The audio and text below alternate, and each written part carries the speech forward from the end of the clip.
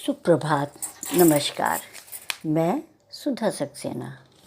जैसा कि आप सब जानते हैं, सदैव ज्ञान से भक्ति को श्रेष्ठ कहा गया है, क्योंकि ज्ञान अपने को सिद्ध करने का एक तरीका है, जबकि भक्ति ईश्वर पर सब कुछ छोड़ देने का एक भावना है, अनुभूति है। आइए इसी विषय पर आज चर्चा करते हैं कि सिर्फ भक्त ही जान सकते हैं कि परम पुरुष बुद्धि से परे क्यों है। इसी विषय पर आगे चलते हैं। शारीरिक बल अस्थायी शक्ति है। भौतिक बल और दैवीय बल के बीच बुनियादी अंतर से जो वाकिफ़ नहीं है, वे अक्सर टिप्पणी करते हैं कि सब कुछ प्रकृति से आया है। लेकिन यह कैसे संभव है?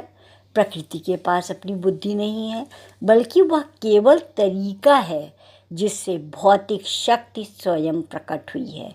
वह इकाई जो महान या बृहत्तर है, वह दैवीय शक्ति है, और वही भौतिक शक्ति का सीधा मार्गदर्शन कराते हैं। इस मार्गदर्शन के परिणाम स्वरूप हमारे ब्रह्मांड का निर्माण हुआ, जो नियमों के एक निश्चित कार्य का पालन करता है। किसी भी परिस्थिति में इन नियमों का उल्लंघन नहीं किया जा सकता।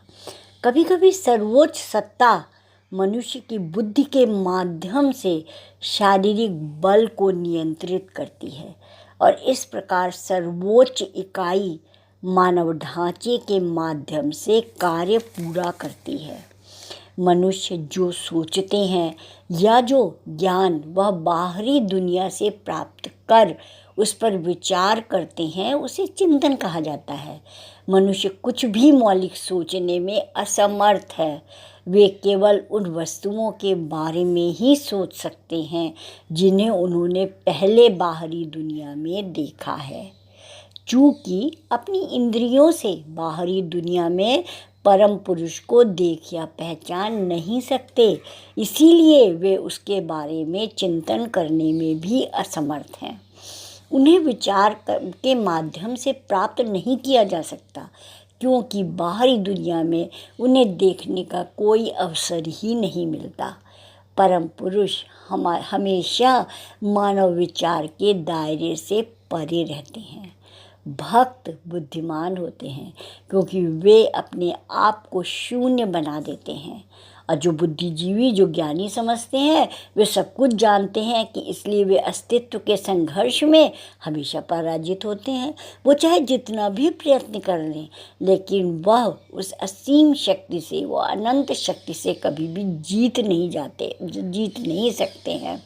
भक्त जानते हैं कि परम पुरुष बुद्धि से परे है, और इसीलिए जब वह शून्य हो जाते हैं, सब कुछ ईश्वर पर छोड़ देते हैं, उस परम शक्ति पर छोड़ देते हैं, तब उन्हें परम पुरुष की स्वयं ही अनुभूति होने लगती है। क्योंकि भौतिकता तो इंद्रियों के द्वारा ही हम देख सकते हैं, और जो हम देखते हैं वो तो केवल मात्र साधन है। उसके पीछे वो शक्ति है जो कि हमें उसे समझने और सोचने की शक्ति देती है। लेकिन उसके पीछे भी एक तत्व है जो कि प्रकृति के साथ मिल करके हमारे में चेतन तत्व जागृत करता है, और इसे हम केवल भक्ति के द्वारा ही समझ सकते हैं, अनुभूति कर सकते हैं। उसके बिना कुछ भी संभव नहीं है, और इसीलिए कहते हैं कि सिर्फ भक्त ही जान सकते हैं कि परम पुरुष बुद्धि से परे क्यों है। तो आज इतना ही। आप सब ने मेरे चैनल को लाइक और सब्सक्राइब किया है, उसके लिए आपका अतिशय धन्यवाद। नमस्कार।